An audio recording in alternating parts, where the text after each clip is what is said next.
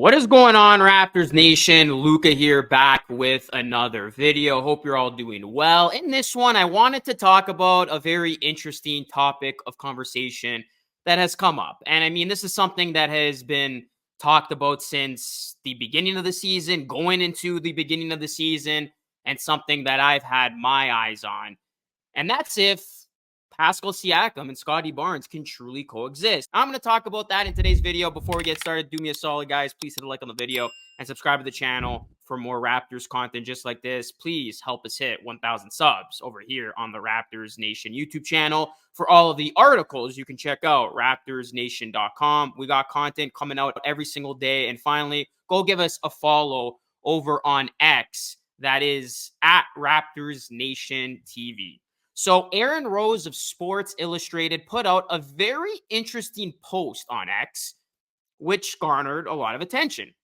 And he said this: first 7 games, Scottie Barnes, 22.6 points per game on 51.3% shooting with 25% usage rate. Pascal Siakam had 15.4 points per game on 41.2% shooting with 20.8 usage rate during that time.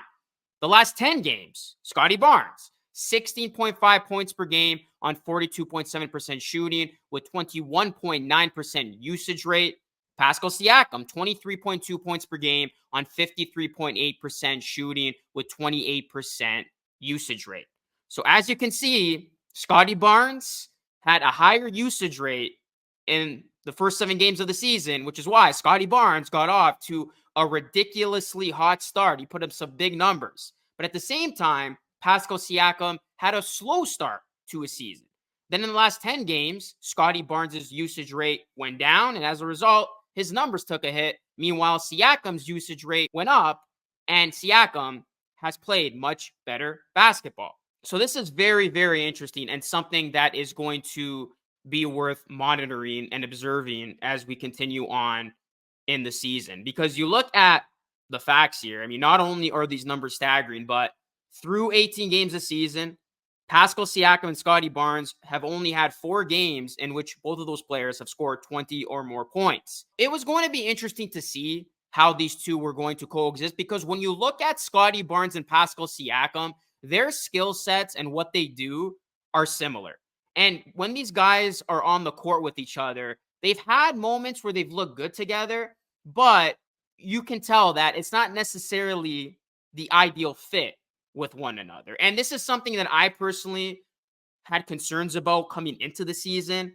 I wanted to see if both of these guys could coexist and truly perform at their best level together.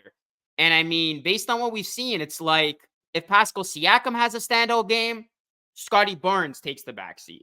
If Scottie Barnes has a standout game, Pascal Siakam takes the backseat. And we've seen this in the first part of the season, right? Barnes, like I said, got off to that great start. Siakam got off to the slow start, and then vice versa, where Siakam came alive, but Scottie Barnes, he hasn't been that same Scottie that we saw at the beginning of the season, somebody who looks aggressive to get his offense going, to attack. So it's going to be interesting to see how this continues to play out, because if we see this common theme and the Raptors continue to flirt with a 500 or sub 500 record, the Raptors are going to eventually have to make a decision here, guys. And this is something that I've been screaming for the last little bit. I know a lot of Raptors fans have been as well. The Raptors need to pick a direction. And, you know, it's looking like it might come to a situation where the Raptors need to decide, okay, look, who do we want to truly build this team around?